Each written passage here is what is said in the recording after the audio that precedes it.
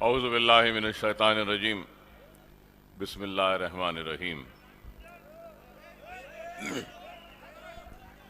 सैनशीन पर तशरीफ़ फरमा मोतमद उमूमी कुल हिंद मजलिस इत्तेहादुल मुस्लिमीन जनाब अल्हाज अहमद पाशा क़ादरी साहब, मौजूद रुकन असम्बली जनाब मुमताज़ अहमद खान साहब, मौजूद रुकन असम्बली जनाब अहमद बलाला साहब, मौजूद रुकन असम्बली जनाब कौसर साहब, मौजूद रुकन असम्बली मेराज साहब, मौजूद रुकन असम्बली जनाब अल्ताफ़ हैदर रज़वी साहब, जनाब जाफरी साहब, मौजूद अरकान कौंसिल मजलिस इत्तेहादुल मुस्लिमीन के मौजूद रुकन असम्बली महाराष्ट्र के जनाब वारिस पठान साहब, अरकान बल्दिया, सुदूर मोतमदीन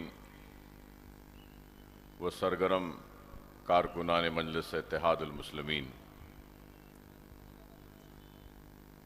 हज़रात, आज आप हम सब अहियाए मजलिस इत्तेहादुल मुस्लिमीन की 58वीं सालगिरह मना रहे हैं और इस मौके पर मैं आप सबको और जहां जहां तक मेरी आवाज़ जा रही है उन सारे हजरात को अहियाए मजलिस इत्तेहादुल मुस्लिमीन के इस दिन की मुबारकबादी पेश करता हूं और ये ज़रूर समझता हूं कि मजलिस इत्तेहादुल मुस्लिमीन की तारीख को भी आपके सामने रखूं। मजलिस इत्तेहादुल मुस्लिमीन के इस तवील सफ़र में वो कामयाबियां जिसको हमने हासिल की उसको बयान करूं तो वो मसाइल, वो तकालीफ और वह आजमाइश जिससे मजलिस इत्तेहादुल मुस्लिमीन गुजरती गई उसको भी बयान करूं। आज मजलिस इत्तेहादुल मुस्लिमीन से न सिर्फ हिंदुस्तान बल्कि सारी दुनिया में जहां पर सरजमीन दखन से ताल्लुक़ रखने वाला या फिर हिंदुस्तान से ताल्लुक़ रखने वाला कोई भी इंसान दुनिया के किसी भी कोने में क्यों ना हो, वो मजलिस इत्तेहादुल मुस्लिमीन से वाकिफ़ है, मजलिस इत्तेहादुल मुस्लिमीन के नाम को पहचानता है, मजलिस इत्तेहादुल मुस्लिमीन के काम व कारकर्दगी वो बेबाकी से भी वाकिफ़ है। तो मजलिस इत्तेहादुल मुस्लिमीन के सदर बैरिस्टर असदुद्दीन ओवैसी साहब को भी जानता वो पहचानता है। आज मजलिस इत्तेहादुल मुस्लिमीन की कामयाबियों की वजह से जिस बुलंदी पर मजलिस आज खड़ी है तो सारी दुनिया इसको देख रही है। तो कोई रश कर रहा है इस पर, तो कोई तासुब की नजर से देख रहा है, तो कोई हसरत की निगाह से देख रहा है, तो कोई एक उम्मीद की नजर से देख रहा है, तो कोई दुश्मनी की नजर से देख रहा है, तो कोई इस जमात को ख़त्म करने के मंसूबे बनाने की नीयत से देख रहा है। लेकिन आज मैं ये बताऊं कि मजलिस इत्तेहाद अल मुस्लिमीन ने जितनी भी कामयाबियां हासिल की हैं,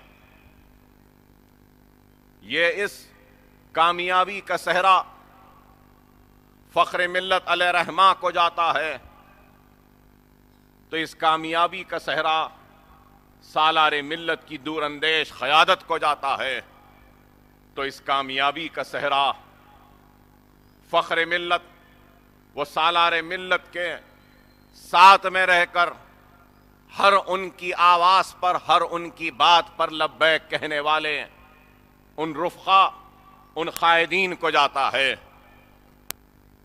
तो मजलिस इत्तेहाद अल मुस्लिमीन की कामयाबी का सेहरा सरजमीन दक्कन के गय्यूर मुसलमानों के सेहरा जाता है। तो मजलिस इत्तेहाद अल मुस्लिमीन की कामयाबी का सेहरा गरीब रक्शे वाले, बंडी वाले, पंचर जोड़ने वाले उन मुसलमानों को जाता है।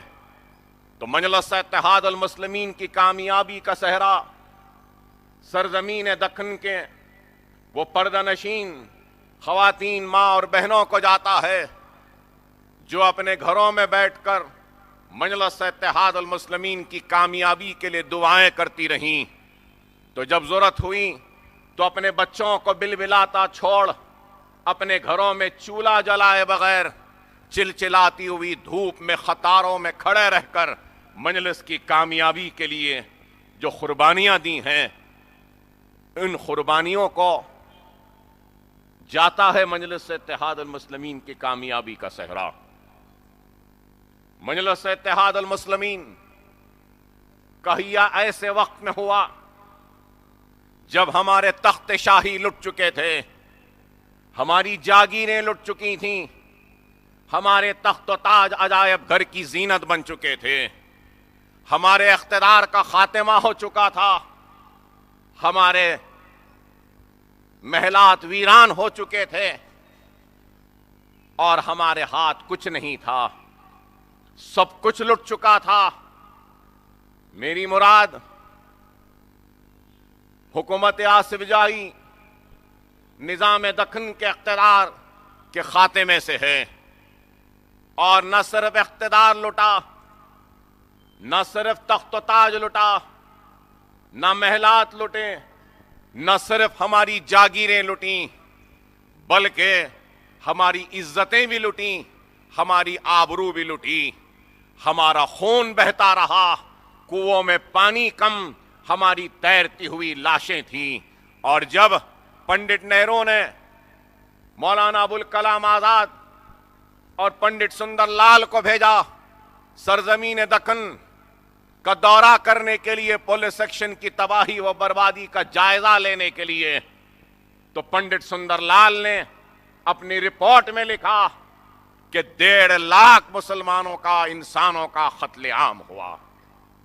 ऐसी तबाही और बर्बादी कि हिंदुस्तान की आजादी के तारीख में 50,000 से जायद फसादात हुए, जिसमें इज्जतें लुटी, इस्मतें लुटी, जायदादें लुटी, लहलाती हुई खेतियां उजड़ी।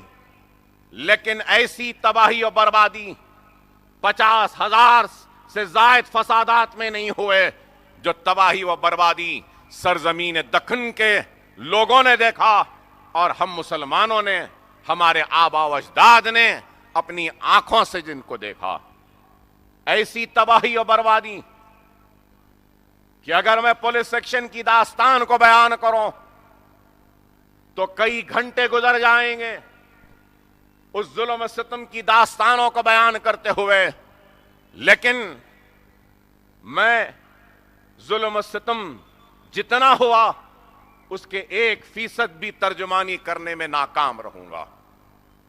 ऐसी तबाही और बर्बादी हुई, और इन तबाही और बर्बादी में अगर इसको एक जुमले में अगर समेटने की कोशिश करो तो मौलाना अबुल कलाम आजाद का वह जुमला याद आता है जिसमें मौलाना अबुल कलाम आजाद ने कहा दक्कन का दौरा करने के बाद कि पुलिस सेक्शन की तबाही और बर्बादी, वो जुल्म एक ऐसा नासूर है जो मैं अपने साथ अपनी खबर में ले जाऊंगा।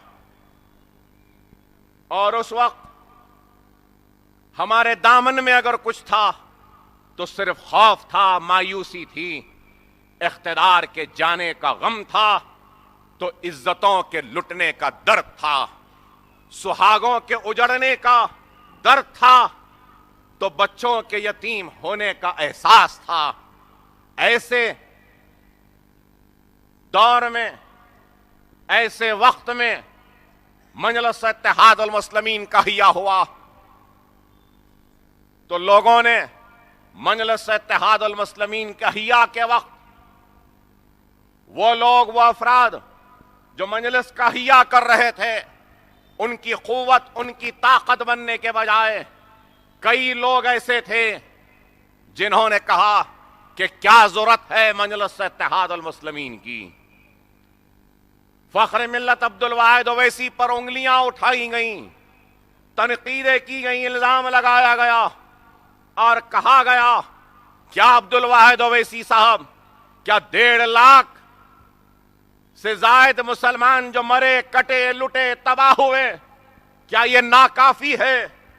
हमारे तख्त शाही लुट चुके, हमारे ऐवान वीरान हो चुके, हमारे दरबारें उजड़ चुकी, महलात वीरान हो गए, लहलाती हुई खेतियां उजड़ गईं, क्या ये नाकाफी है?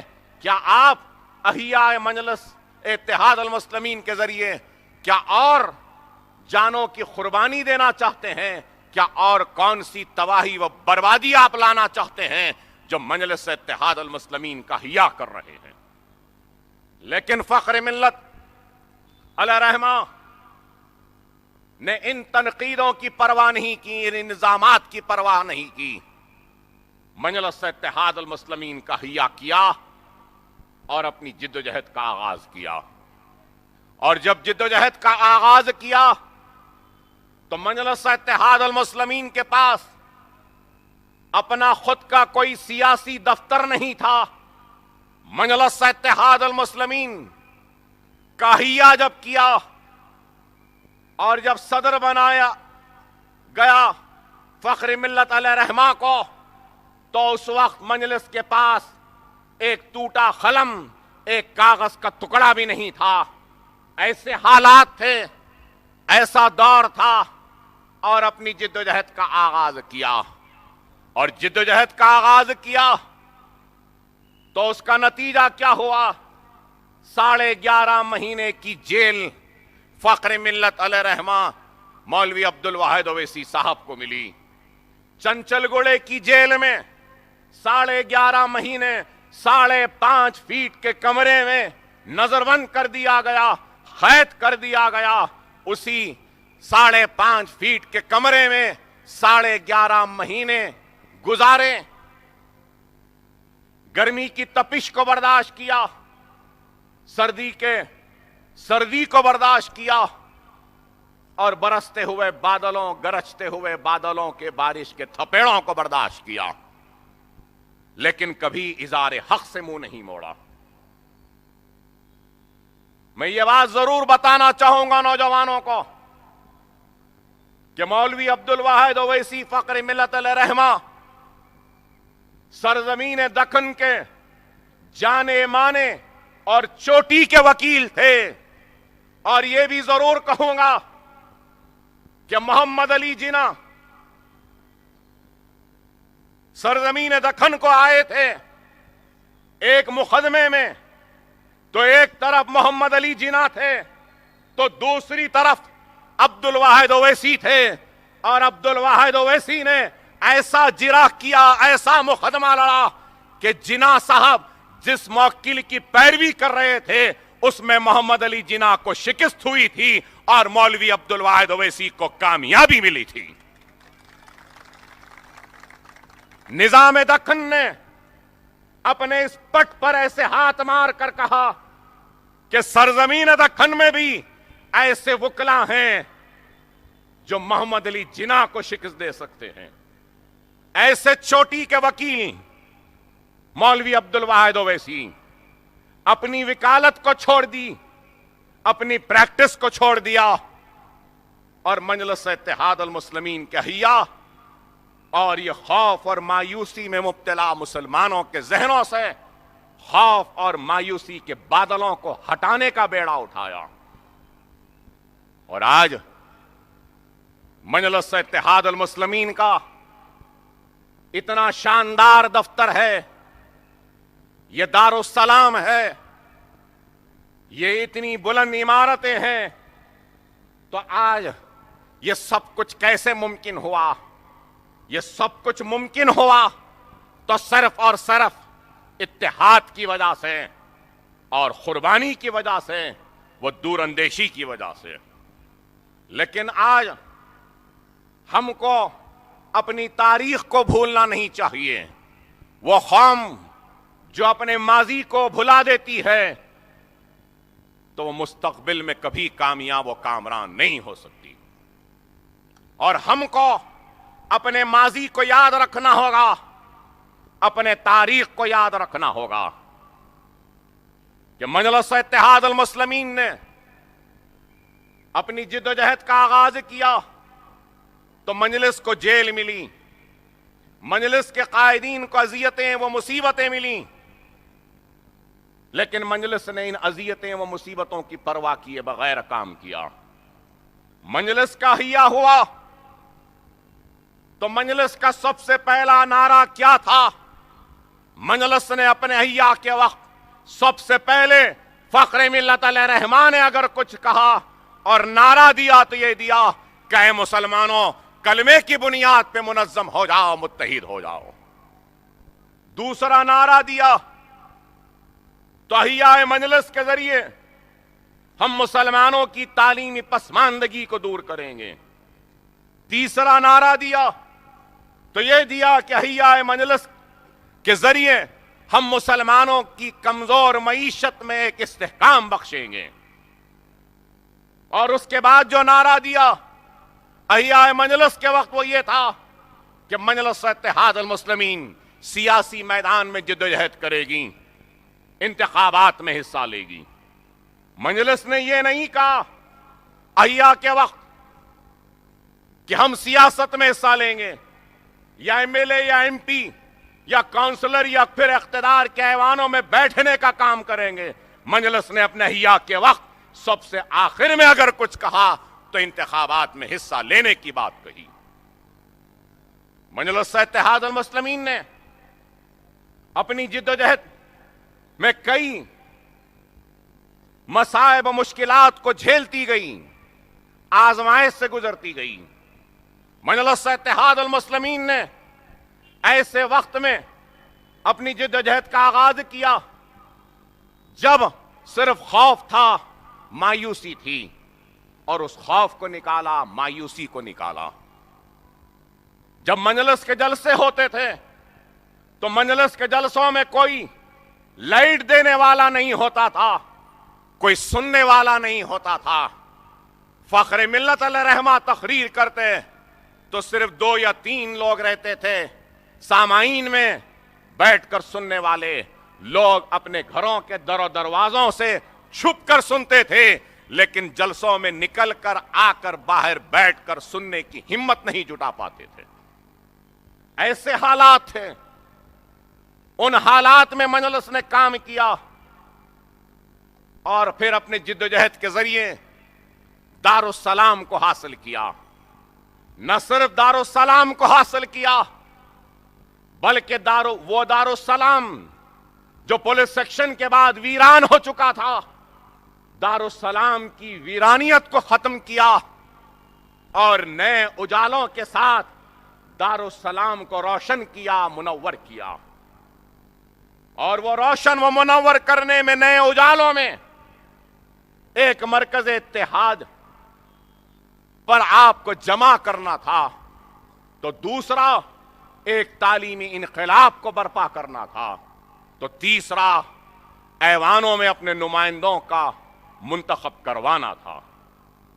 मजलिस इत्तेहाद अल मुस्लिमीन ऐवान बल्दिया से लेकर अपने सियासी सफर का आगाज किया तो सालार मिल्लत मल्लेपल्ली से पहली मर्तबा रुकने बल्दिया मुंतखब हुए।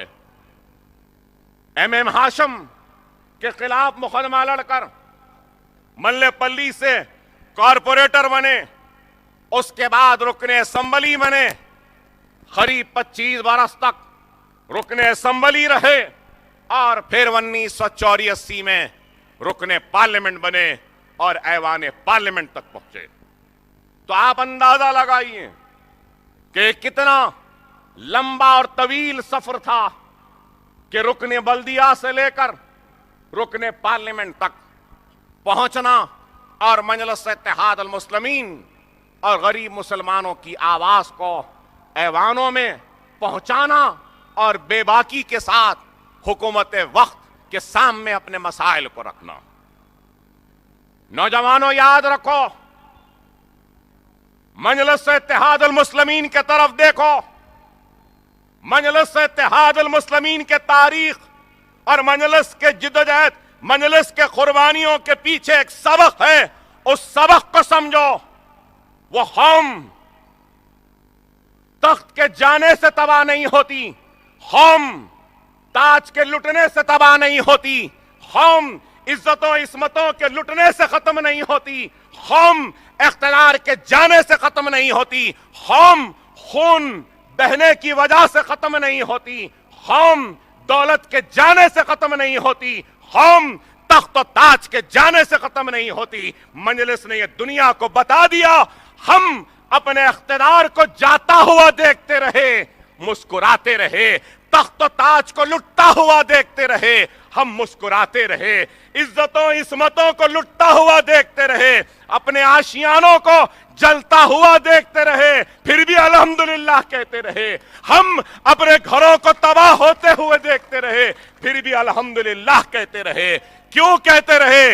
इसलिए कहते रहे क्योंकि मजलिस इत्तेहाद अल मुस्लिमीन व सरजमीन दक्कन के गय्यूर मुसलमानों की नजरों में इख्तियार अजीज नहीं, तख्त अजीज नहीं, ताज अजीज नहीं, इज्जत अजीज नहीं, इस्मत अजीज नहीं। हमारे लिए सबसे अजीज अगर कोई चीज है और थी उस वक्त, तो वो हमारा ईमान था। हमने तख्त को लुटाया, ईमान को बचाया, ताज को लुटाया, ईमान को बचाया, इज्जत को लुटाया, ईमान को बचाया, इस्मत को लुटाया, ईमान को बचाया। हम अपने महलात को वीरान होते हुए देखते रहे, लेकिन ईमान को लुटने नहीं दिए। हम हमारी खेतों को उजड़ता हुआ देखते रहे, लेकिन ईमान की हिफाजत करते रहे। और उसी ईमान से बनी जमात का नाम मजलिस इत्तेहाद अल मुस्लिमीन है।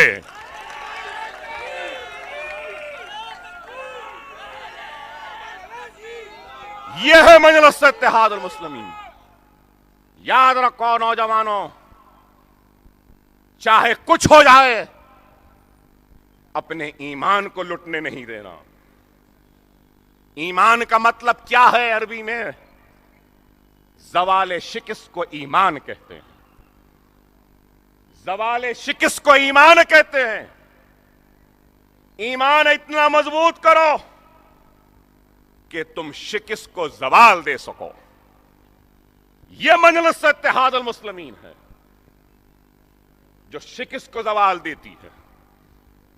मजलिस इत्तेहाद अल मुस्लिमीन एक ताकत बन के उभर रही है। तो क्यों बन के उभर रही है? मजलिस के पास इखलास है, मजलिस के पास खुलूस है, मजलिस के पास अपने भाइयों के दर्द का एहसास है, उनके तकलीफ का एहसास है, उनके सीनों में सुलगती हुई आग के गर्मी और उसके तपिश का एहसास है।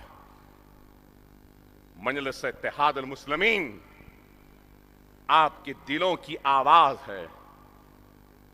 और आज मजलिस इत्तेहाद अल मुस्लिमीन अगर हिंदुस्तान के कोने कोने में जा रही है, तो मजलिस कोई नया फार्मूला लेकर नहीं जा रही है।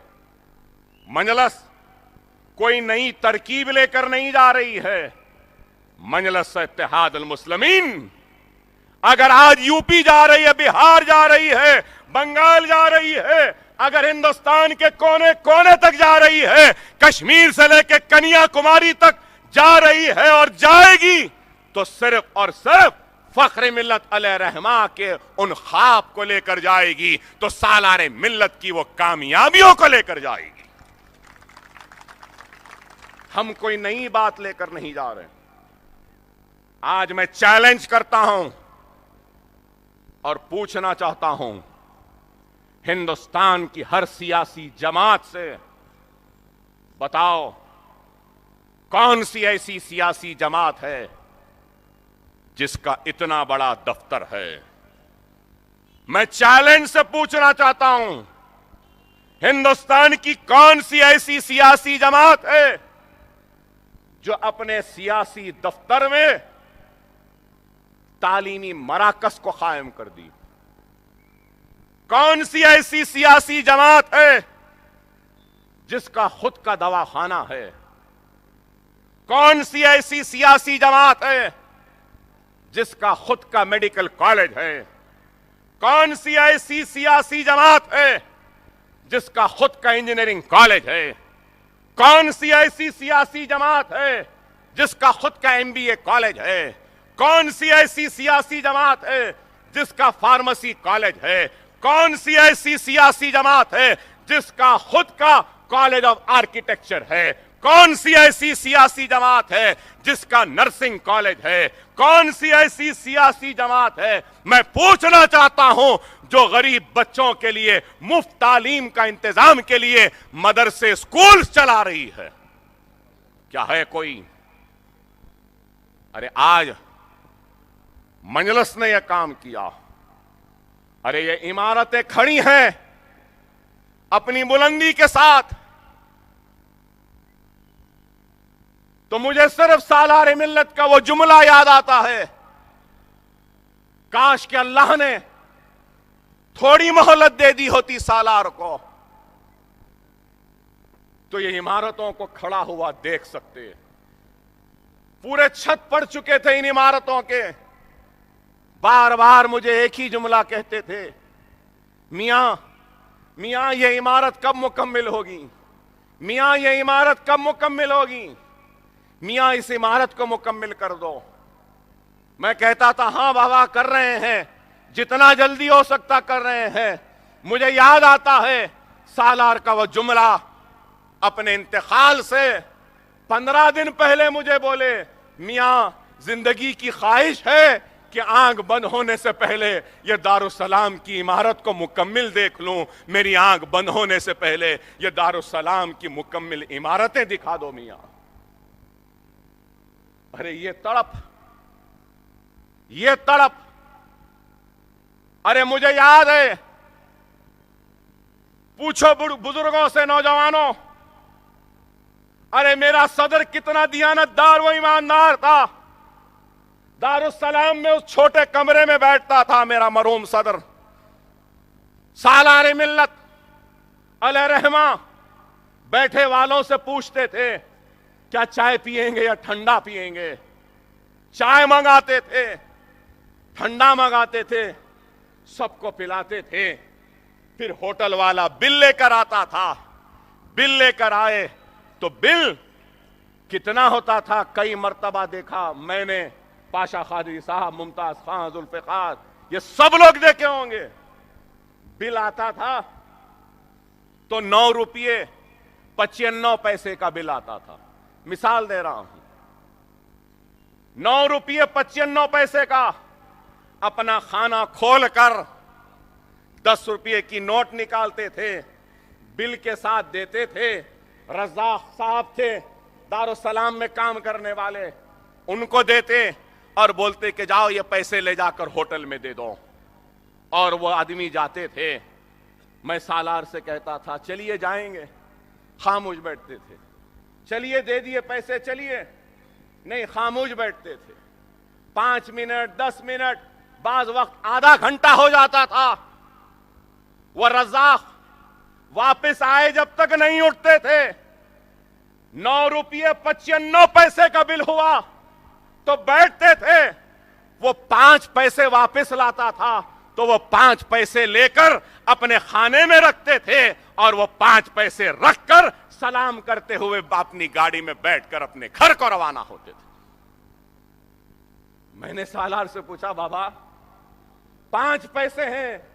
तो कहने लगे, मियां ये अल्लाह की अमानत है, मैं इस अमानत की हिफाजत करने वाला मुहाफिज हूं, चपरासी हूं, नौकर हूं। मैं अल्लाह की अमानत में खयानत नहीं कर सकता, अल्लाह के सामने जवाब देना पड़ेगा। अरे वो एक एक पैसा 5-5 पैसे जोड़कर हमने अपने इस आशियाने को बनाया है, इस दारुस्सलाम को बनाया है। जिंदगी कट गई उस छोटे से कमरे में, आधी जिंदगी कट गई मोटरसाइकिल पर, बची हुई जिंदगी कटी तो जीप में, कहीं चलती थी कहीं रुक जाती थी, कभी चलती थी तो कभी रुक जाती थी। और आज हम सब इतने खुले हाल में बैठते हैं, इतने आलीशान दफ्तर में बैठते हैं, और ऐसा दफ्तर कि ऊपर भी है नीचे भी है, बड़े बड़े हॉल हैं। अपनी अजमत को किस बेबाकी के साथ दारुस्सलाम आज बयान कर रहा है। सुनो है मुसलमानों, ये तुम्हारी इज्जत, तुम्हारा इत्तेहाद और तुम्हारे गुरूर की निशानी बनकर खड़ा है।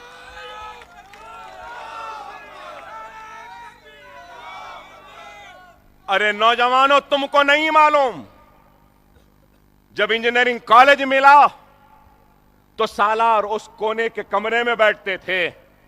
तो ये हॉल, इसके पीछे का हॉल, ये टाइपिस्ट साहब जो बैठते हैं, खवातीन का हॉल, ये सब कुछ इंजीनियरिंग कॉलेज के लैब्स थे। और वो वहां जो झाड़ है, इस झाड़ के नीचे इंजीनियरिंग के बच्चों को बिठाकर पढ़ाया करते थे।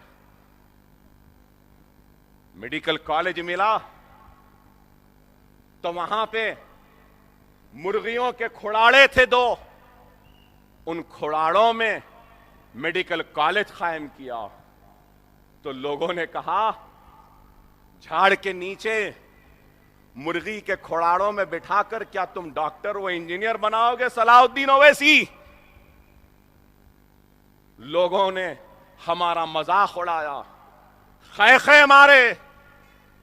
कई लोगों ने तो यहां तक कह दिया था, रक्शे वाले, बंडी वाले, पंचर जोड़ने वाले जाहिलों की जमात डॉक्टर बनाएगी। रक्शे वाले क्या डॉक्टर बना सकते हैं? क्या बंडी वाले इंजीनियर बना सकते हैं? ऐ दुनिया देख ले, आज रक्शे वालों ने, बंडी वालों ने, पंचर जोड़ने वालों ने हिंदुस्तान भर में अपना पैगाम दे दिया कि हम रक्शे वाले हैं तो क्या हुआ, हम बंडी वाले हैं तो क्या हुआ, हम पंचर वाले हैं तो क्या हुआ, हम डॉक्टर्स व इंजीनियर्स बना रहे हैं।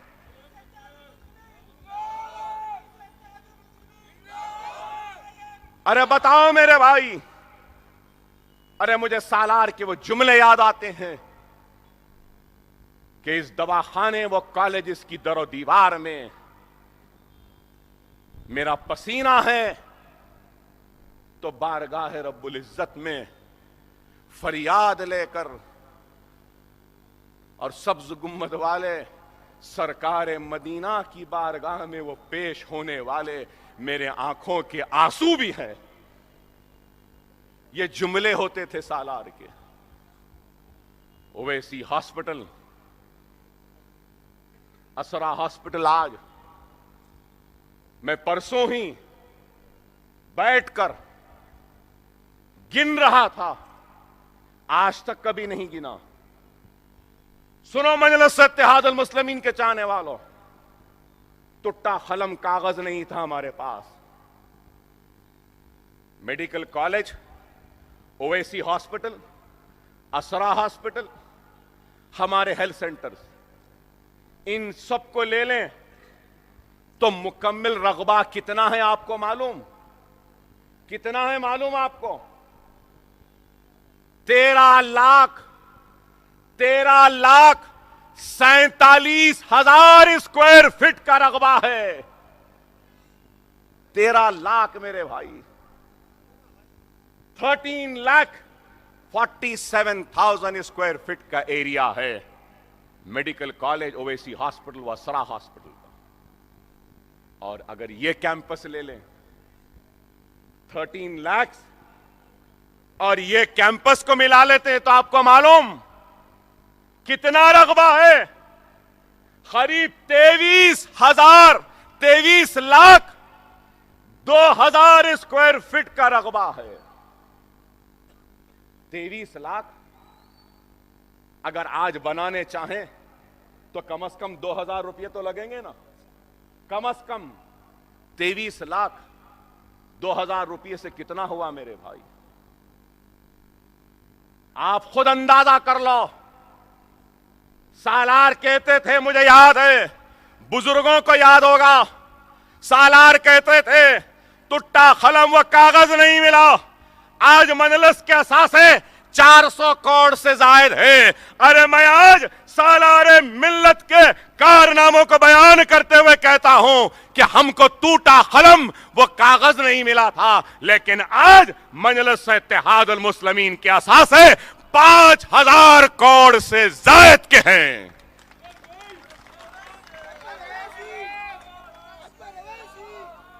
ये असासे हैं तो किसके हैं मेरे भाई? ये असासे क्या मेरे हैं, या पाशा खादरी साहब के हैं, या मुमताज खान साहब के हैं, या ये वारिस पठान के हैं, या फिर किसी और के? अरे ये असासे हैं तो मजलूम गयूर मुसलमानों के असासे हैं, आपके असासे हैं, आपकी अमानत है, मालिक आप हैं और इन असासों की हिफाजत करने वाले मुहाफिजीन हम हैं, ये हमारे नहीं हैं। अरे आज गौर करिए, मजलिस कोई रातों रात नहीं बनी मेरे भाई, बहुत मुश्किल से बनती हैं जमातें, बहुत मुश्किल से बनता है इत्तेहाद का कारवां, बहुत मुसीबतें होती हैं इन इमारतों को खड़ी करने के लिए। मैं जानता हूं कितनी तकालीफें मुसीबतें झेलनी पड़ती हैं। अगर मुझसे कोई पूछेगा तो रोज आकर दारुस्सलाम बैठना, आवाम का काम करना, बहती हुई मोहरियों में अपने कदमों को डालकर चलना, टूटी रोडों पे चलना बहुत आसान है मेरे भाई, बहुत आसान है। अगर मुझसे कोई पूछे तो मैं खुशी खुशी ये काम करूंगा, लेकिन सबसे मुश्किल और सबसे मुसीबत का अगर कोई काम है तो दवाखानों को चलाने का है, इमारतों को बनाने का है, अपने कॉलेजों को आगे बढ़ाने का काम है। आसान नहीं है मेरे भाई। असरा दवाखाने के लाइट का माहाना बिल आता है तो 30 लाख रुपए का, ओवैसी हॉस्पिटल का लाइट का बिल 35 लाख, पानी का असरा का बिल 5.5 लाख, ओवैसी का पानी का बिल 8 लाख। असरा हॉस्पिटल में काम करने वाले अमले की तनख्वाहें माहाना 2 करोड़ 20 लाख, ओवैसी हॉस्पिटल के अमले की तनख्वाह 2 करोड़, मेडिकल कॉलेज की तनख्वाह 1.5 crore, engineering college, MBA college, ये सारे कॉलेजों का खर्चा अगर निकाल लें तो माहाना 11 करोड़ का खर्चा होता है, तनख्वाहों पे जाता है। 4,500 लोग आज बरसरे मुलाजिमत में हैं दारुस्सलाम एजुकेशन ट्रस्ट के जरिए। अरे बताओ, क्या एक इंडस्ट्री नहीं है तो फिर क्या है बताओ? 4,500 लोगों का रोजगार जुड़ा हुआ है मजलिस से, लोगों का खानदान पल रहे हैं।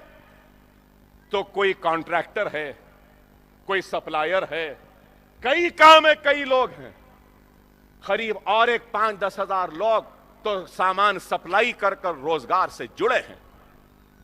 ये कोई काम मामूली है बताइए? अरे अगर हम ये काम जब हम हिंदुस्तान के सामने ले जाते हैं तो सारा हिंदुस्तान हैरत में आ जाता है। इतना है आपका, इतना करते हैं। यहां है मुंबई के लोग, मुंबई के रुकने असेंबली है, पूछो इनसे क्या मुसलमानों का खुद का मुंबई में कोई मेडिकल कॉलेज है, कोई दवाखाना है क्या? बताओ। नहीं है, हिंदुस्तान में कहीं पर भी नहीं। महाराष्ट्र में एक मेडिकल कॉलेज आया है, औरंगाबाद में 1 साल 2 साल हुए हैं। मुसीबत में है, परेशानी में है, अल्लाह उनकी मुसीबतों को दूर करे। अरे आसान नहीं होता मेरे भाई, लेकिन तालीमी इनकलाब आज है यहां पे। इल्जाम लगाने वाले इल्जाम लगाते हैं मजलिस क्या करी। अरे ये मजलिस का काम है, मजलिस का कारनामा है। पहले ये सिंगल फ्लोर थी दारुस्सलाम, आज ऊपर और एक फ्लोर बना। देखो हमारा काम कैसा है। क्या कोई बोल सकता है कि ये नया है? क्या कोई बोल सकता है कि कौन सा पुराना कौन सा नया है? दारुस्सलाम की वो कमाने पहले एक थी, आज 3 हो गए। आज बताओ क्या ये खूबसूरत नहीं दिख रहे हैं? मुझसे कई लोग सवाल करते रहे और बोलते रहे मुझे, मेरे अपनों ने भी कहा कि अकबर साहब इतना शानदार दफ्तर क्यों, इतना पैसा क्यों खर्च रहे हैं, इतने बड़े लाइट क्यों, इतना सब अच्छा क्यों? मैं उनको यही कहता रहा, अरे ये हमारी इज्जत, हमारी शान, हमारी शौकत और सारे हिंदुस्तान के मुसलमानों के इत्तेहाद की निशानी है। मैं दुनिया को बताना चाहता हूं, सलाउद्दीन ओवैसी ने ओवैसी हॉस्पिटल बनाकर कहा था कि हमारे ही आबा व अजदाद थे जिन्होंने इस मुल्क को ताजमहल जैसी खूबसूरत इमारत दी। अगर हमको मौका मिलेगा तो हमारे आबा व अजदाद ने जो काम किया वही काम करने की हम में सलाहियत, वो काबिलियत, वो इस्तेताद भी है। इसीलिए सालारे मिल्लत ने एशिया का सबसे बड़ा दवाखाना ओवैसी हॉस्पिटल बनाया था। आज भी लोग देखते हैं तो हैरत करते हैं ओवैसी हॉस्पिटल, कैसी बड़ी बड़ी लॉबीज, कैसा दवाखाना, कैसा काम। आज भी हिंदुस्तान से हर कोई दारुस्सलाम आता है, इस इमारत के सामने खड़े रहकर तस्वीर खींचता है, जाता है। तो हमने इस इमारत को इतना हसीन बनाया है, इस इमारत को इतनी अच्छी बनाई है, इस इमारत को इतना मजबूत बनाया है कि देखने वाले देखें और हैरत करें। और हम उनको पैगाम देते हैं जो मुसलमान को गरीब समझता है, मुसलमान को जाहिल समझता है, मुसलमान को बेकार समझता है, मुसलमान को समझता है गंदगी में रहता है। हम उनको अपने इन शानदार इमारतों के जरिए पैगाम दे रहे हैं कि हम जाहिल नहीं हैं, हम काबिल हैं, हम अनपढ़ नहीं हैं, पढ़े लिखे हैं। तुम्हारे पास ही अजमत की निशानियां नहीं, हमारे ही अजमत की निशानियां हैं इस मुल्क में। अभी भी इस मुल्क को अजमत की निशानियां देने की सलाहियत है तो वो हम ही में हैं। ये पैगाम देते हैं। अल्हम्दुलिल्लाह, अल्लाह ने बहुत काम लिया हमसे। असरा हॉस्पिटल, आज असरा दवाखाना 1400 बिस्तर का दवाखाना, 500 रुपये में डायलिसिस, 500 रुपये में सिटी स्कैन, 3400 में एमआरआई, 5000 में एंजियोग्राम, 25000 में स्टंट के साथ एंजियोप्लास्टी, 800 रुपये में नॉर्मल डिलीवरी, 1200 में सिजेरियन। अरे और भी बोलता रहूंगा। अरे आज कई नौजवान हैं ना यहां पे, अमेरिका में बहुत बड़ी यूनिवर्सिटी है, हार्वर्ड यूनिवर्सिटी, बहुत बड़ी यूनिवर्सिटी। हार्वर्ड से लोग आए, आके असरा को देखे, ओवैसी को देखे, इतने पैसे में चला रहे हैं तो डॉलर्स में कन्वर्ट करे, डॉलर्स में कन्वर्ट करे और हैरत व सकते में हार्वर्ड का डीन बैठ गया और बोलने लगा, मिस्टर ओवैसी, ये कैसा मुमकिन है इतने पैसे में आप चला रहे हैं? अल्लाह का काम है, अल्लाह चला रहा है। और उसके बाद हार्वर्ड वालों ने मुझसे कहा कि अकबर साहब, आप हार्वर्ड को आइए, हम आपका लेक्चर रखना चाहते हैं कि हॉस्पिटल असरा वो ओवैसी को इतने लो तारिफ पर कैसे चला रहे हैं, हम आपसे सीखना चाहते हैं। यह मजलिस का काम है, यह मजलिस का काम है। अरे आज लोग क्यों नहीं समझते इस काम को?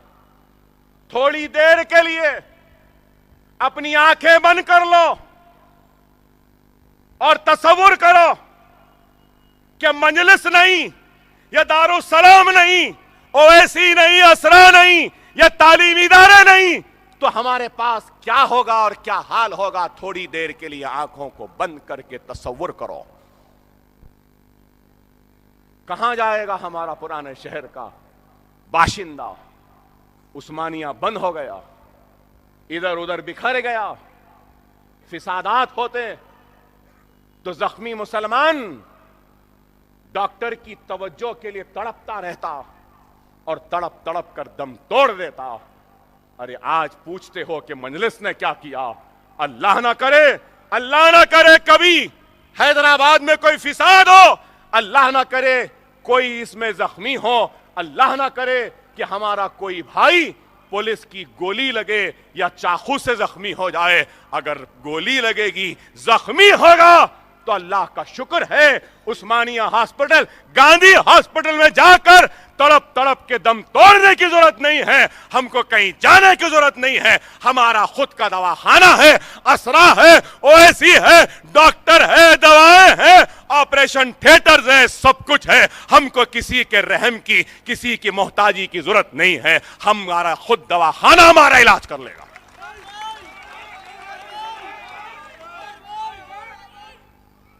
मैं पूछना चाहता हूं, बंबई में अगर गोली लगे, फिसाद हो, हमारा भाई जख्मी हो जाए, तो क्या हमारा अपना कोई दवाखाना है? नहीं है मेरे भाई। गौर करो, मजलिस के ये काम को समझो, समझो। आज 3000 से ज्यादा डॉक्टर्स निकले हैं दक्कन मेडिकल कॉलेज से। कोई मामूली बात है? 200 पोस्ट ग्रेजुएट्स निकले हैं, कोई मामूली बात है? एमबीए ग्रेजुएट्स, इंजीनियरिंग ग्रेजुएट्स निकले हैं, और सारों की फीस हुकूमत देती है। क्या यह काम कारनामा नहीं? क्या महाराष्ट्र में फीस रिएंबर्समेंट है? क्या बच्चों की फीस हुकूमत देती है? क्या महाराष्ट्र में स्कॉलरशिप है जो मुकम्मल दी जाती है? नहीं है मेरे भाई, यहां है। ये किसकी वजह से? मजलिस की वजह से। अब मैं एक ही काम पे तवज्जो करा हुआ हूं, और वो काम क्या है कि मुसलमानों को एससी एसटी के बराबर पूरे मराद दिलाऊं और हासिल हो। यह हमारा मकसद है। रंगनाथ मिश्रा हो, सच्चर कमेटी हो, गोपाल सिंह हो, कुंडू कमेटी हो, सब ये कह रहे हैं कि सबसे पिछड़ा हुआ, सबसे पीछे अगर कोई है तो वो मुसलमान है। तो हम क्या बोल रहे हैं? एससी एसटी से अगर रिपोर्ट को देखेंगे तो एससी एसटी से ज्यादा मुसलमान को देना है, लेकिन हम क्या कह रहे हैं? ज्यादा मत दो, उनके बराबर दे दो। रिजर्वेशन मिलेगा नहीं मिलेगा, क्या होगा, यह एक बहुत बड़ी बहस है। रिजर्वेशन के जरिए हम जो हासिल कर सकते हैं, रिजर्वेशन के बगैर उसको हासिल कर लेना सियासी जिद्दोजहद और ताकत के जरिए, यह मजलिस का मकसद है। समझे आप? कोई कहता है कि मजहब के बुनियाद पे नहीं दे सकते रिजर्वेशन, कोई कहता है कि दस्तूर में नहीं है, ऐसा नहीं है, वैसा नहीं है। चलो ठीक है भाई, हम उस बहस में नहीं जाएंगे। हम ये कोशिश करेंगे कि बगैर रिजर्वेशन के किस तरीके से मुसलमानों को सरकारी मुलाजिमत में और तालीम में 12% हिस्सा कैसे मिले। तो कैसे मिल सकता है? On par with SC ST अगर हो जाएं तो हमको मिलेगा। SC ST को मुकम्मिल स्कॉलरशिप है, बुक्स है, हॉस्टल्स हैं, कॉलेजेस हैं। अगर SC ST group 1, group 2, MSET, intermediate, graduation वो 10th लिखता है, तो एक मिसाल के तौर पे कह रहा हूं, सबके लिए पासिंग मार्क्स, अगर पासिंग मार्क्स सबके लिए 35 है तो SC ST के लिए पासिंग मार्क्स 25 होते हैं मेरे भाई। कितने? 25। MSET में भी क्वालिफाइंग मार्क्स SC ST का कम है। सरकारी मुलाजमत में एक जनरल जुमरे का आदमी 2 से 3 मर्तबा लिख सकता है, SC ST का उम्मीदवार 5 मर्तबा इम्तिहान लिख सकता है। सरकारी मुलाजमत में हासिल करने के लिए उम्र SC ST के लिए 40 बरस तक है, दूसरों के लिए 30 बरस है। अगर हम SC ST के बराबर आ जाएंगे तो हमारा भी MSET का क्वालिफाइंग मार्क्स SC ST से के बराबर हो जाएगा, घट जाएगा। हमारे भी पासिंग मार्क्स 25 हो जाएंगे, हमारे बच्चों को भी 5-5 मर्तबा इम्तिहान लिखने का मौका मिलेगा। क्या यह काम नहीं है? यह बहुत बड़ा काम है जो हमको करना है, हम कर रहे हैं। मजलिस करेगी, इस वास्ते करेगी कि हम में वो दूरअंदेशी है, वो सोच है। हम सिर्फ जज्बाती बातें नहीं करते, बल्कि हम काम करते हैं और हमारा काम हमारी पहचान बनता गया। आज आप बताइए, कल ही जियो निकला, 65 एकड़ जमीन दी गई पुराने शहर के गरीब लोगों के तदफीन के लिए, फ्री में तदफीन के इंतजाम के लिए। ओवैसी हॉस्पिटल के पीछे 50 एकड़ जमीन दी गई है गरीबों के दफन के लिए। क्या यह काम नहीं है मेरे भाई? 50 एकड़ लेते। लोग मुझ पे हंस रहे थे जब हुसैन शाह वली रहमतुल्लाह अलैह की 1600 एकड़ आराजी की बात उठाया तो लोग खे खे मारते थे मेरी बात पर। अरे लिख लो, आज कह रहा हूं, अकबरुद्दीन ओवैसी उस वक्त तक चैन से नहीं बैठेगा जब तक कि वो 1600 चिल्लर एकड़ जमीन मुसलमानों के हाथों में नहीं आती, हम उस वक्त तक चैन से नहीं बैठेंगे।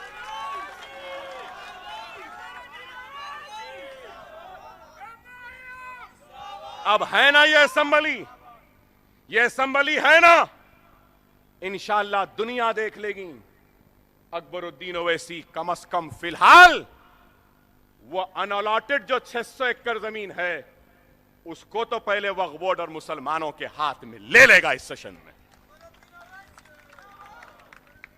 अगर वो भी मिल जाए, उस पर अगर कुछ हो जाए तो खुदा की कसम हमको किसी रियासती हुकूमत के बजट की, उनके इमदाद की, उनके मदद की जरूरत नहीं है। हमारे आबा व अजदाद ने जो जायदादें छोड़ी हैं वही काफी है हमारी गुर्बत, हमारी जहालत का खात्मा करने के लिए। आज ये काम है। अनीसुल गुर्बा 4800 गज जमीन अनीसुल गुर्बा की मजलिस ने हासिल की। PWD का ऑफिस था, उसको हम लिए रोड वाइडनिंग में गए, बोल के 4800 गज जमीन अनीसुल गुर्बा को दे दी गई है। बेहतरीन नक्शा बना रहा हूं, गरीब और यतीम लड़के और लड़कियों के लिए, यतीम खाने की तामीर के लिए बेहतरीन खूबसूरत, और इंशाअल्लाह ताला नक्शा जब बन जाएगा तो तामीर का आगाज अकबरुद्दीन ओवैसी अपने जाती सरफे में से 1 करोड़ रुपया देकर आगाज करेगा और आवाम से अपील करेगा कि रमजान के अपने ज़कात के पैसों में से कुछ हिस्सा उस यतीम खाने की तामीर के लिए दे दो, उस अनीसुल गुरबा के लिए दे दो। हम वो करेंगे। अरे आज ये काम है, 70 रेजिडेंशियल स्कूल आ रहे हैं रियासत में। इलेक्ट्रिसिटी और वाटर के पुराने एरियर्स की माफी, ये किसका कारनामा?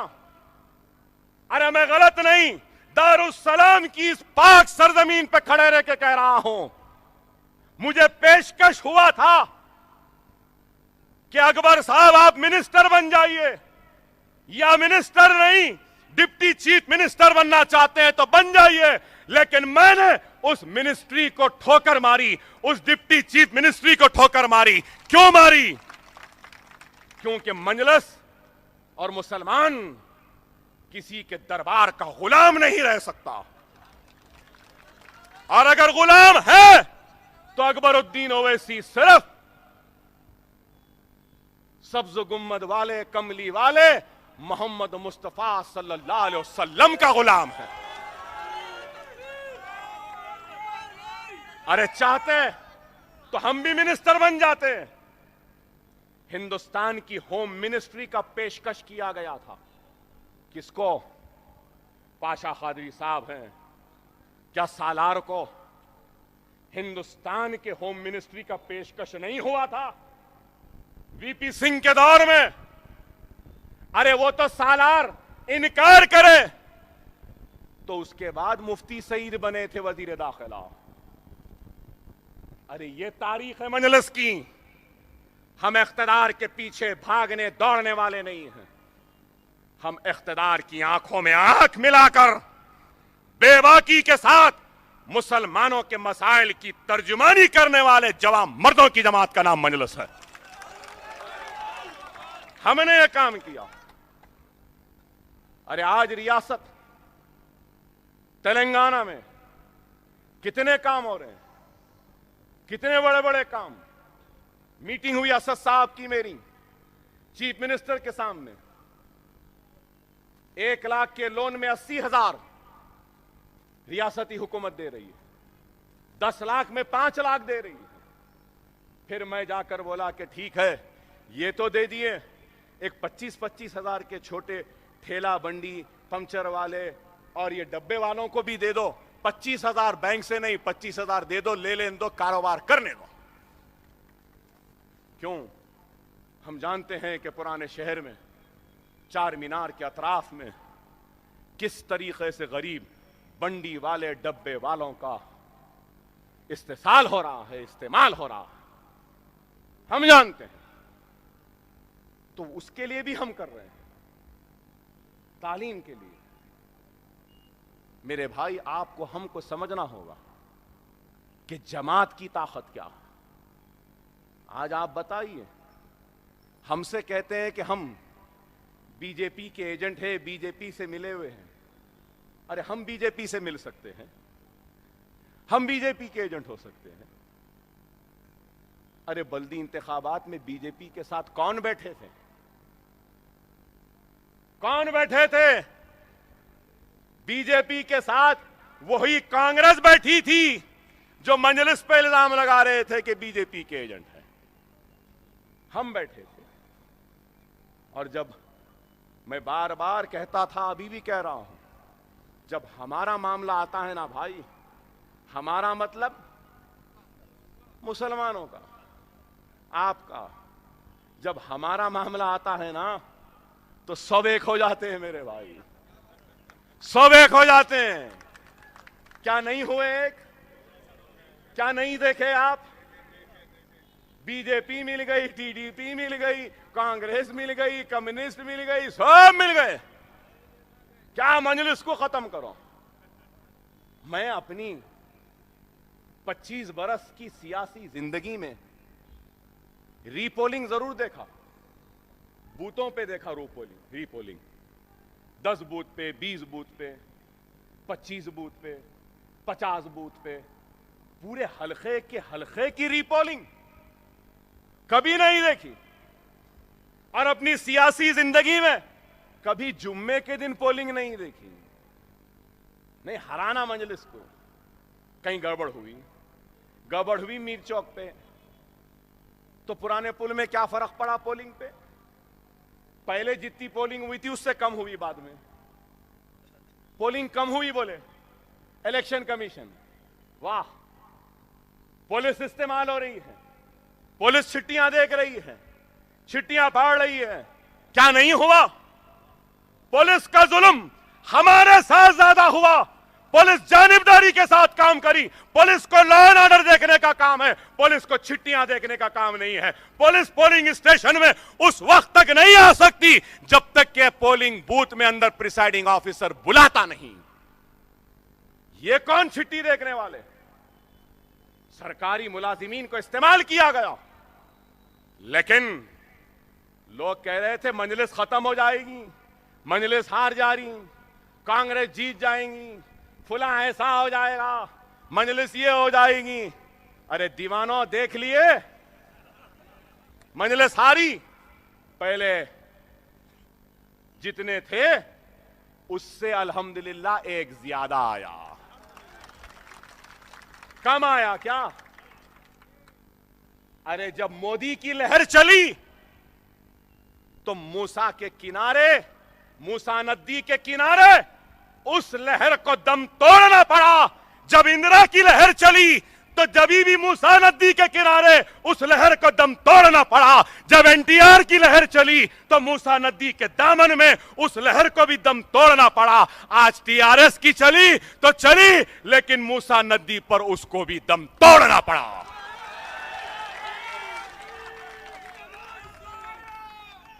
किसी की भी लहर नहीं चलती बाबा हमारे पास। हमारे पास सिर्फ हमारे हरे झंडे की लहर चलती है। देख लिए ना देखने वालों? समझ गए ना?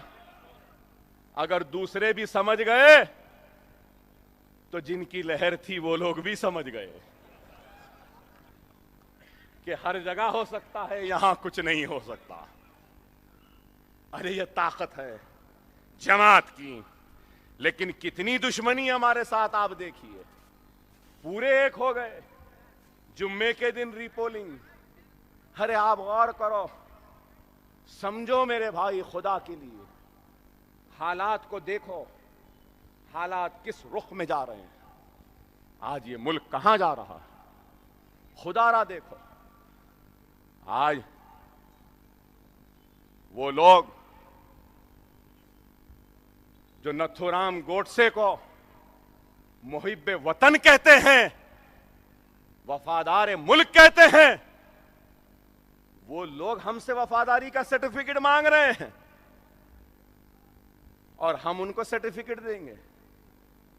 हम पे बिजलियां गिरी तो सब खामोश थे, अब सब पे बिजली गिर रही है तो कैसा दिख रहा है? मैं पूछना चाहता हूं, इशारे में कह रहा हूं, मुझ पे गिरी थी ना, अब आप पे गिरी है बाबा, कैसा महसूस हो रहा है? मैं पूछ रहा हूं। हम मुल्क के गद्दार, हम देश के द्रोही, हम सब थे, और आज कौन उस कठेरे में आ गए? कल को मैंने कहा था कि अकबरुद्दीन ओवैसी भगत सिंह के साथ खड़ा है, तो आज सब कह रहे हैं कि हम भगत सिंह के साथ है। नहीं बाबा, सिर्फ भगत सिंह के साथ नहीं, तुम अकबरुद्दीन ओवैसी के भी साथ हो। तुम अकबरुद्दीन ओवैसी के भी साथ हो। हम बोले तो बोले बोले बोले बोले, क्या करेंगे भाई? कितना जुल्म, कितना सितम हम पे नहीं हुआ, लेकिन हम खामोश रहे। क्या हम आह भी नहीं करना? बताओ। आज कहते हैं कि सेडिशन के चार्जेस लगाए गए हैं कन्हैया पर, उस पर, दूसरों पर।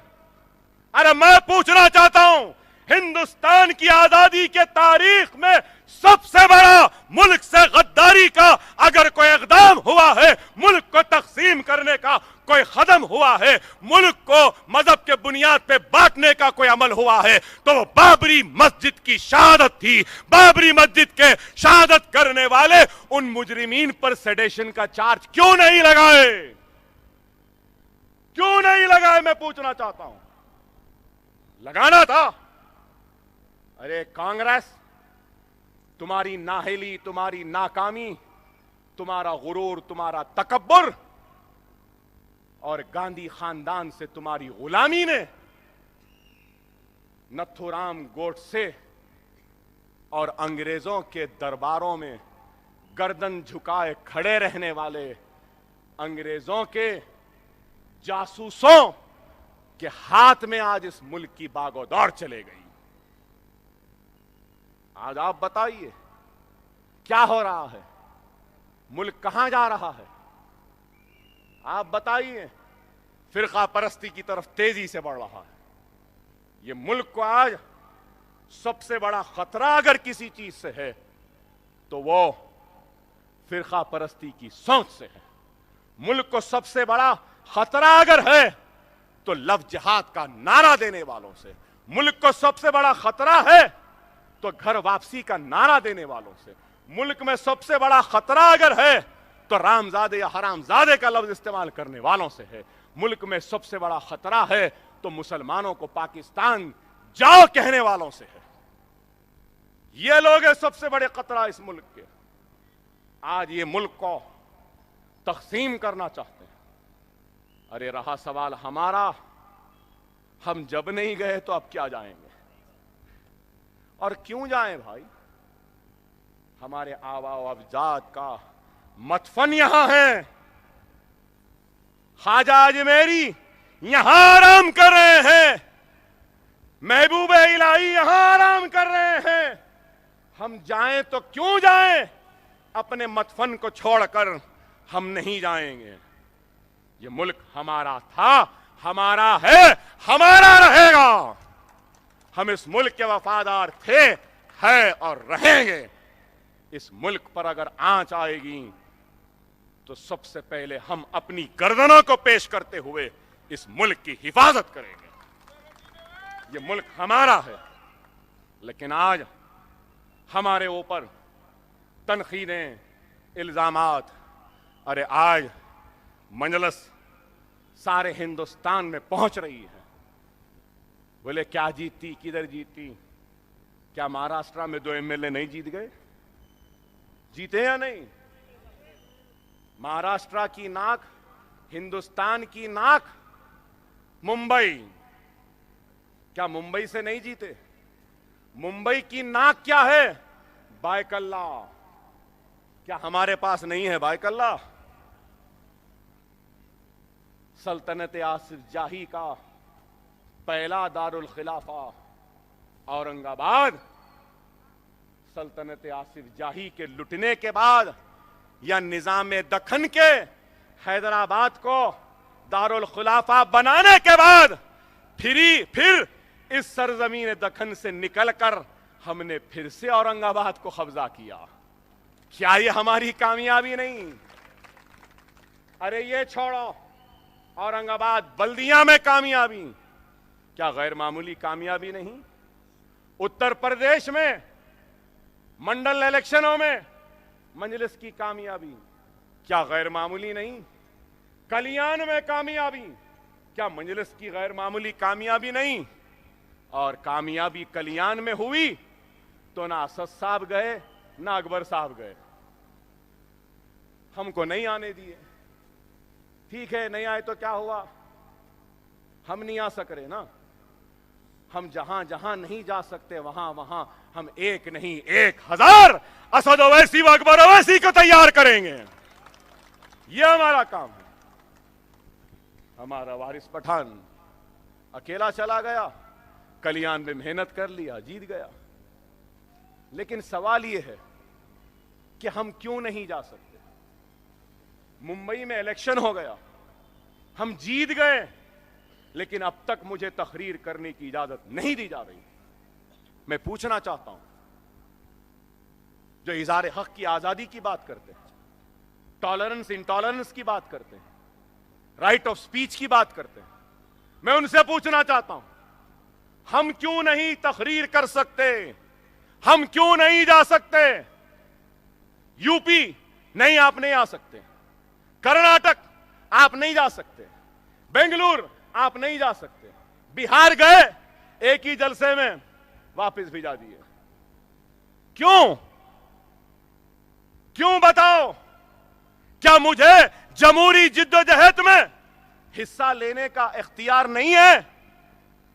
अरे मैं क्यों जाना चाहता हूं उत्तर प्रदेश, मैं क्यों जाना चाहता हूं बिहार, मैं क्यों जाना चाहता हूं कर्नाटक? अरे मैं जमहूरियत को मजबूत करने के लिए जाना चाहता हूं।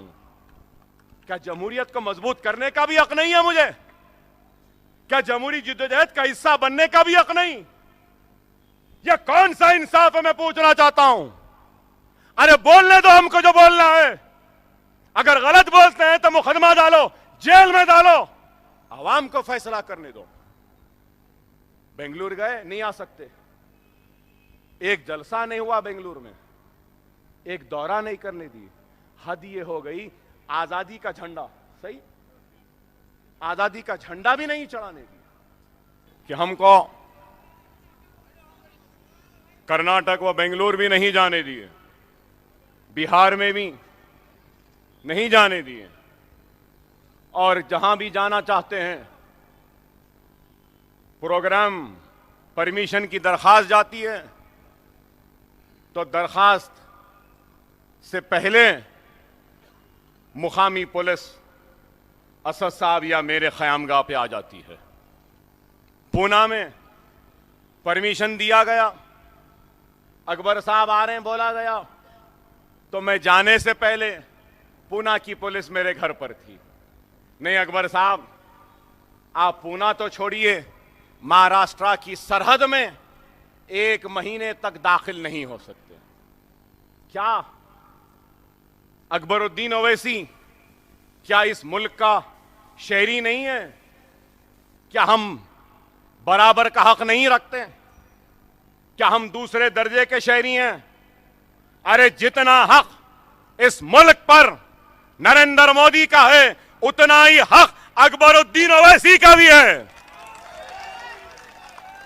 अरे हम सिर्फ हक बयान करते हैं तो तुमको तकलीफ होती है, बेबाकी के साथ हम तुम्हारी आंख में आंख मिलाकर बात करते हैं तो तुमको तकलीफ होती है।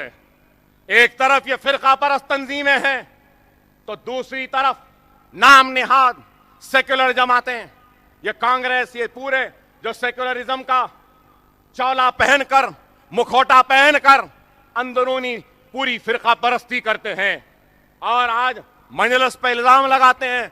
अरे ये लोग आज बीजेपी का खौफ दिखाकर मुसलमानों के वोटों को हासिल कर कर इख्तिदार पर बैठकर मुसलमानों के साथ नाइंसाफी करते आए हैं। आज उनकी नाइंसाफी को मजलिस बेनकाब कर रही है तो हम बीजेपी के एजेंट, हम बीजेपी से लड़ रहे हैं तो बीजेपी कहती है ये मुल्क के दुश्मन, मुल्क के गद्दार। आप बताइए, मुल्क की वफादारी का सर्टिफिकेट बीजेपी वालों से लेना, सेक्युलरिज्म का सर्टिफिकेट ये कांग्रेस के गुलामों से लेना नहीं। ना हम इनसे लेंगे कोई सर्टिफिकेट, ना उनसे लेंगे, हम इनसे भी लड़ेंगे, उनसे भी लड़ेंगे, सबसे लड़ेंगे, लड़ते आए हैं हमारी इस तारीख में और आगे बढ़ के कामयाब होते रहे हैं। आज सिर्फ हम पर इल्जाम, मजलिस ऐसी हो गई, मजलिस वैसी हो गई, मजलिस बीजेपी के साथ मिल गई। अरे मजलिस ही वो ताकत है जो भारतीय जनता पार्टी, बीजेपी, संघ परिवार, आरएसएस का 2 साल से ताक़ुब कर रही है और उनका हर जवाब अगर कोई दे रही है तो मजलिस इत्तेहाद अल मुस्लिमीन दे रही है। क्या ये लोग दे रहे हैं? कौन से मसले में कामयाब हुए? हैदराबाद सेंट्रल यूनिवर्सिटी के मसले में क्या कामयाब हुए? क्या जेएनयू के मसले में कामयाब हुए? कहीं पर भी नहीं हुए और हो भी नहीं सकते, क्योंकि इनके पास वो दूरंदेशी नहीं है, वो अक्ल नहीं है। आज मुल्क का अजीब व गरीब हाल है। डॉलर कहां चला गया? 68 रुपीज। ऑयल 100 चिल्लर डॉलर पर बैरल था, आज 30 रुपीज बैरल में आ गया। लेकिन फिर भी ना महंगाई कम हुई, ना डॉलर गिरा, ना खुशहाली आई, ना रोजगार मिला, ना 6 दिन आए। अजीब और गरीब बात तो यह है, दुनिया में क्या होता मालूम आपको? एक रूलिंग पार्टी होती है, दूसरा अपोजिशन होती है। कहीं रूलिंग पार्टी मजबूत होती है तो अपोजिशन कमजोर होती है। उसूल है ना भाई, अगर अपोजिशन मजबूत हुई तो रूलिंग पार्टी कमजोर होती है। मगर हमारे मुल्क का मौजूदा हाल कैसा है मालूम आपको? रूलिंग पार्टी कमजोर हो रही है तो अपोजिशन उससे ज्यादा कमजोर हो रही है। आप बताइए, अजीब है। क्या है बताओ आप? अच्छे दिन, किसके अच्छे दिन आए? कोई देखे? करप्शन खत्म, खातेमा क्या खत्म हुआ? रोजगार मिलेगा बोले, क्या मिला? क्या हुआ? और ये है, एक तरफ ये है तो दूसरी तरफ ये कांग्रेस है। क्या है बताइए, आप बताइए। पार्लियामेंट से वॉकआउट कर लेते। अरे बाबा रुको, लड़ो। जो बोलना है वो अदाकारा बोल दी और चले गई। अब हारी भी जंग लड़ रहे हैं, ये हाल है। और आज मजलिस पे तनकीद, मजलिस क्या करेगी, मजलिस क्या कर सकती है? अरे मजलिस जो काम हैदराबाद में करी है, जहां जहां जाएगी वो काम सारे हिंदुस्तान में करेगी। ये मजलिस का आज़म है, इरादा है, ये मजलिस करेगी। और मजलिस पर बीजेपी के एजेंट का इल्जाम, मजलिस आने से मुसलमान के वोट तकसीम हो जाएंगे, ऐसा हो जाएगा, वैसा हो जाएगा। अरे बाबा, ऐसा होने दो, वैसा होने दो। हमारा नसीब तो सांपों में रहना ही है ना, रहना ही है। अब देखना यह है कौन से सांप में कम जहर है। अब आप कोई इशारे में कह रहा हूं, अक्लमंद को इशारा काफी है। हमारा मसला है तो सब एक हो जाते हैं भाई। मजलिस पर तनकीद करने वालों, याद रख लो, मजलिस इत्तेहाद अल मुस्लिमीन दियानतदारों की जमात है, ईमानदारों की जमात है, खुलूस वालों की जमात है और ईमान की हरारत रखने वाले गुलाम मुस्तफाओं की जमात है। मजलिस इत्तेहाद अल मुस्लिमीन रसूलुल्लाह सल्लल्लाहु अलैहि वसल्लम के गुलामों के गुलामों के गुलामों के गुलामों की जमात है। मजलिस इत्तेहाद अल मुस्लिमीन बीजेपी या बाबरी मस्जिद के शहीद करने वाले उन मुजरिमीन, गुजरात को जलाने वाले वो कातिलों से कभी भी हाथ नहीं मिलाएगी। अरे अगर जरूरत पड़ी तो हम शहरों को छोड़ देंगे, जंगलों का रुख कर लेंगे, जंगली जानवरों के साथ जिंदगी गुजार लेंगे, सांपों और बिच्छुओं को गले का हार बना लेंगे, इन हाथों पे सांपों और बिच्छुओं को दूध पिला लेंगे।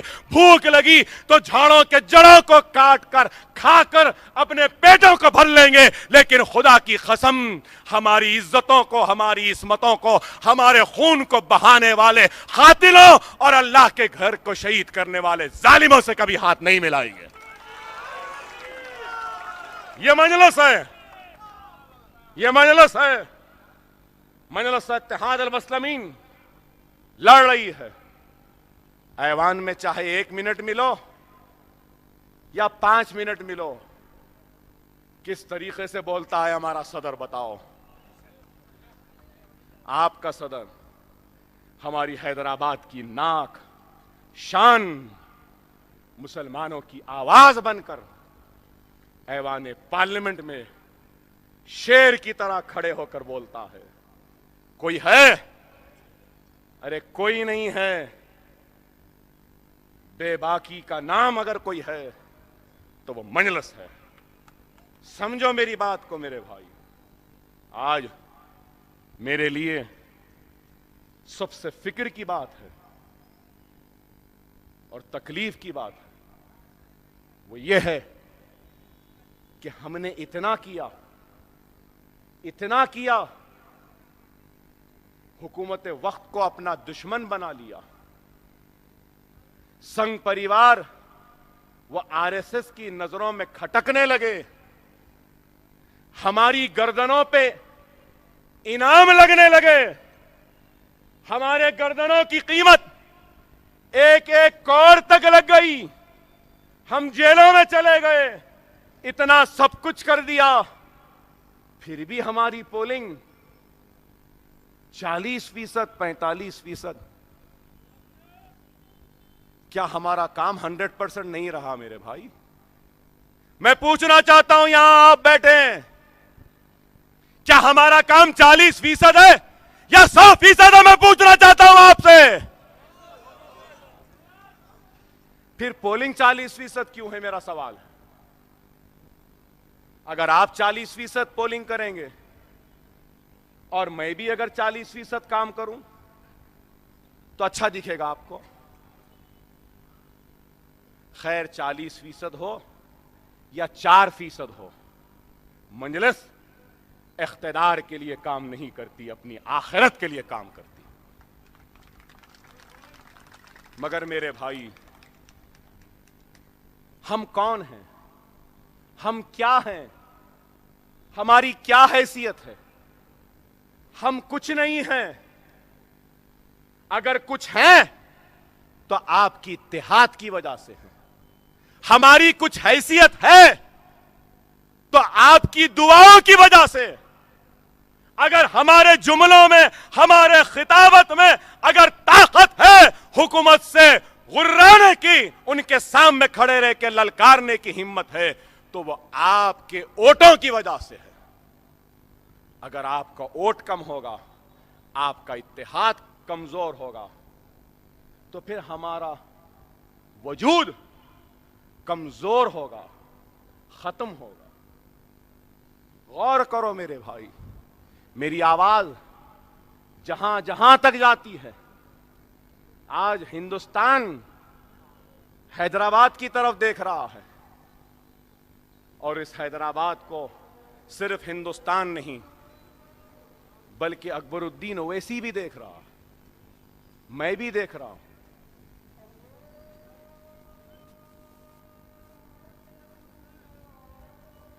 एक आस है, एक उम्मीद है कि मजलिस कुछ करेगी। अरे आज हैदराबाद की आवाम का काम व जिम्मेदारी अगर कुछ है, इतना साथ दिए ना आप, थोड़ा और साथ दे दो मेरे भाई, थोड़ा और साथ दे दो।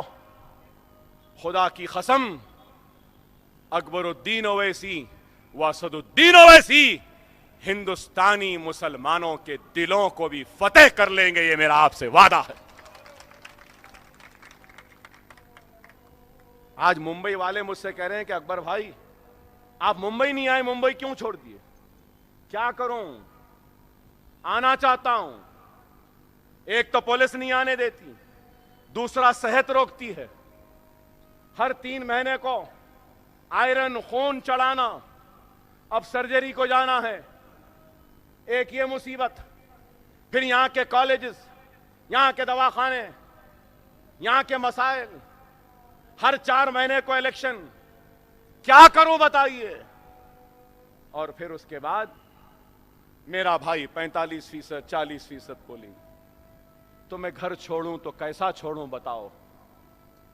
अगर घर छोड़ कर जाऊंगा तो दुश्मन मेरे घर को उजाड़ देगा, दुश्मन मेरे घर को बिखेर देगा, दुश्मन मेरे घर की ईंटों को, दर दीवार को तोड़ कर हिला देगा।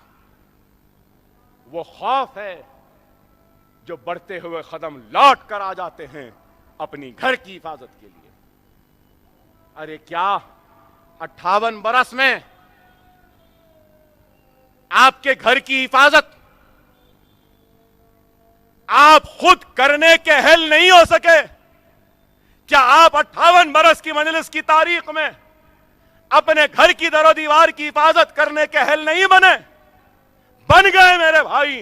अब आपको अकबर ओवैसी, असद ओवैसी की जरूरत नहीं है, क्योंकि सरजमीन दक्कन में हर घर में अकबरुद्दीन ओवैसी है, हर घर में असदुद्दीन ओवैसी है। और आपको चाहिए कि आप बोलें कि जाओ ओवैसी ब्रादरान, जाओ, यूपी का मुसलमान तुम्हारा इंतजार कर रहा है, घर को छोड़ो, हम देख लेंगे। तुम जाओ लातूर को, जाओ जहां मुस्लिम पुलिस वाले को शिवसेना, बजरंग दल, आरएसएस वालों ने पीटा है, तुम उसके एहतजाज को लिए जाओ, उसके इंसाफ के लिए जाओ। आपको कहना पड़ेगा कि जाओ असद ओवैसी, अकबर ओवैसी, तुम अखलाक के घर वालों के पास जाओ, तुम नुमान के पास जाओ, तुम जाहिद के पास जाओ, हम अपनी घर की हिफाजत करेंगे। आपको बोलना पड़ेगा।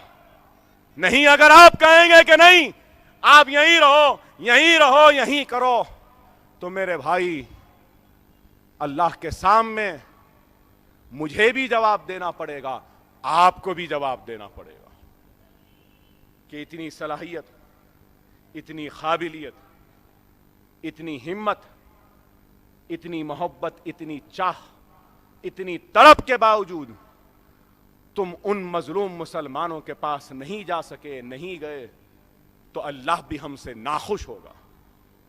खुदारा समझो, समझो मेरे भाई, हमारी सबसे बड़ी कमजोरी है क्या होता भाई, हम कुछ करो या ना को करो, वोट डालो या नहीं डालो, मजलिस ही जीतती, बस बैठे हुए। नहीं मेरे भाई, आपकी वोट हमारी हिम्मत बनता है, आपका वोट हमारी ताकत बनता है, आपका वोट हमारा अज़म बनता है, आपका वोट हमारी हिम्मत बनता है, आपका वोट संघ परिवार बीजेपी आरएसएस से मुकाबला करने की हिकमत अता करता है हमको। समझो इस बात को। वो मुसलमान उस वक्त तक मुसलमान नहीं होता जब तक कि उस मुसलमान के सीने में दूसरे मुसलमान के दुख और तकलीफ का एहसास नहीं। एक मुसलमान दूसरे मुसलमान का कैसा होता है? जैसे कि जिस्म है और एक अज़ा अगर खराब हो जाए तो वैसा ही दूसरा मुसलमान का रिश्ता है। जिस तरीके से जिस्म से अज़ा का रिश्ता है, हाथ का पैर से, पैर का हाथ से, दिल का दिमाग से, उस तरीके से एक मुसलमान का रिश्ता दूसरे मुसलमान से। लेकिन आज अगर हम नहीं समझेंगे तो मेरे भाई फिर क्या होगा? वही होगा, मैं तो कहूंगा कि 2 नहीं 10 असद ओवैसी, अकबर ओवैसी भी एक जगह आ जाएं, तब भी एक सालारे मिल्लत नहीं बन सकते। वो सलाहियत, वो काबिलियत, वो दूरअंदेशी, वो खिताबत का मयार था सालार का। लेकिन जब जब सालार के कदम आगे बढ़े, घर को हिलाया गया, सालार पलट के वापस आए। आज भी दुश्मन की यही साजिश है, ये ओवैसी ब्रादरान को रोको। अगर नहीं रोकेंगे तो ये ओवैसी ब्रादरान जो हैदराबाद में कर रहे हैं वो सारे हिंदुस्तान में करेंगे, ये इनको खौफ है। आज हैदराबाद, तेलंगाना में मेरे भाई एक हकीकत है कि हमारी एक ताकत है या नहीं? हमारी ताकत को कोई इनकार नहीं कर सकता। मुसलमान के लिए लाख कर लो, मगर मजलिस को इतनी भी तकलीफ देंगे तो तेलंगाना का मुसलमान वो लाख करनी को भूल जाएगा, तुम्हारा एक तकलीफ को याद रखते हुए तुम्हारा खात्मा कर देगा। ये मोहब्बत है मुसलमानों को मजलिस से। सही है या गलत बताइए? हुकूमत अच्छा करेंगी तो हम बोलेंगे हाँ अच्छी है, करो और करो, लेकिन वो काम के साथ मजलिस को चुमटी लेंगे तो मुसलमान वो कामों को ऐसा वार के मजलिस के ऊपर से तुम्हारे मुंह पे फेंक देती है। हम भूखे रह जाएंगे, बेघर रह जाएंगे, लेकिन हम बेआवाज नहीं रह सकते। ये मुसलमानों का नज़्मुल-ऐन है, यही है। तो अगर ओवैसी बरादरान यूपी बिहार जाएंगे तो यही होने वाला है, उनको डर है। एक सिकंदराबाद की सीट के लिए इंदिरा गांधी क्या दारुसलाम नहीं आई थी मेरे भाई? अरे ये वही दारुसलाम है जिस दारुसलाम में इंदिरा गांधी ने अलीगढ़ मुस्लिम यूनिवर्सिटी के ऊपर मुसलमाना ने हिंद से माफी मांगी थी। अरे ये वो दारुसलाम है। एक सीट था तो ये आलम है ना।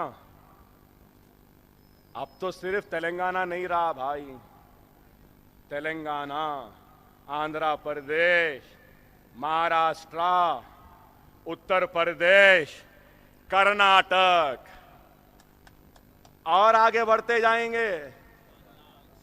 हार और जीत तो लगी हुई है, हारेंगे कोई बात नहीं, हमारी जिंदगी तक हम हारेंगे, बेशक हारेंगे, हमको हार की परवाह नहीं है। मेरी जिंदगी तक, असदुद्दीन ओवैसी की जिंदगी तक हम हारते रहेंगे लेकिन लड़ते रहेंगे, हम हारते रहेंगे लेकिन लड़ते रहेंगे। लेकिन जब हम मर जाएंगे, जमीन की ग़िज़ा बन जाएंगे, अल्लाह को प्यारे हो जाएंगे, तो हमारे आने वाली नस्ल को उत्तर प्रदेश की कामयाबी मिलेगी, बिहार की कामयाबी मिलेगी, बंगाल की कामयाबी मिलेगी, कर्नाटक की कामयाबी मिलेगी, मध्य प्रदेश की कामयाबी मिलेगी, आसाम की कामयाबी मिलेगी।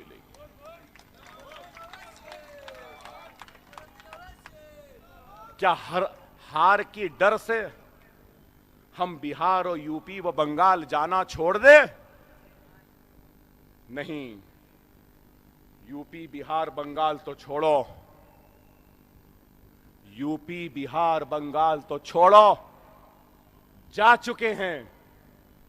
इंशाअल्लाह ताला मंजलिस अनकरीब कश्मीर को भी जाएगी।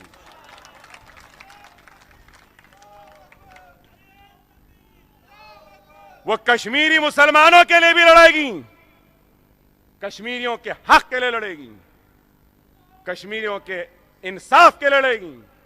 कश्मीर हिंदुस्तान का अटूट हिस्सा है, लेकिन कश्मीरियों को भी हिंदुस्तान का अटूट हिस्सा समझने पर मंजलिस मजबूर करेगी कि वो कश्मीरी भी हिंदुस्तानी है।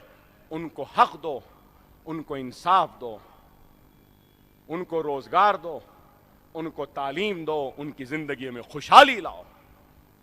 मंजलिस करेगी, मंजलिस कश्मीर भी जाएगी, इंशाअल्लाह मंजलिस गुजरात को भी जाएगी। एहसान जाफरी के कातिलों से इंसाफ मांगेगी और एहसान जाफरी के खानदान को इंसाफ दिलाएगी मंजलिस। इंशाअल्लाह ताला मंजलिस काम करेगी मेरे भाई, मगर वक्त व हालात की नज़ाकत को समझिए। खुदारा बड़ा नाजुक वक्त है मुल्क पर। हमको ऐसे नाजुक वक्त में अपने सफ़ों में इत्तेहाद को पैदा करना होगा। अगर हमारी सफ़ में इत्तेहाद नहीं होगा तो फिर हमारी तबाही व बर्बादी होगी। तबाही और बर्बादी के बाद मातम करने से कुछ होने वाला नहीं है। हम किसी मजहब के खिलाफ नहीं है, ना हिंदू धर्म के खिलाफ है, ना सनातन धर्म के खिलाफ है, ना किसी और धर्म या मजहब के खिलाफ है। हम खिलाफ हैं तो बीजेपी, संघ परिवार, आरएसएस, बजरंग दल, विश्व हिंदू परिषद और शिव सेना और जितनी भी फिरका परस्त तंजीमें हैं, हम उनके खिलाफ हैं और उनके खिलाफ हमारी जिद्दोजहद जारी रहेगी। और हमारी जिद्दोजहद, हमारी लड़ाई जमहूरियत के दायरे में रहेगी, दस्तूर के दायरे में रहेगी, उससे बाहर नहीं जाएगी। लेकिन हम पीछे मुड़कर देखने वालों में से नहीं हैं। वक्त आएगा तो हम सीने पे गोली खाएंगे, पीठ पे खाने वालों में से नहीं हैं। इंशाअल्लाह ताला मजलिस काम करेगी। तो मैं अपने तकरीर के अख्तिताम पर फिर से सारी आवाम को अहिया मजलिस इत्तेहादुल मुस्लिमीन के मौके पर 58वीं सालगिरह पर मुबारकबादी पेश करता हूँ और अल्लाह से दुआ करता हूँ कि अल्लाह फ़ख्र मिल्लत अलैहि रहमा, सालार मिल्लत अलैहि रहमा, वो मजलिस इत्तेहादुल मुस्लिमीन के सारे मरहूम क़ायदीन को जन्नत में आला मुक़ाम अता फरमाए। अल्लाह सुब्हानहू व तआला मजलिस के लिए काम करने वाले सारे मुसलमानों की परेशानियों को दूर फरमा दे।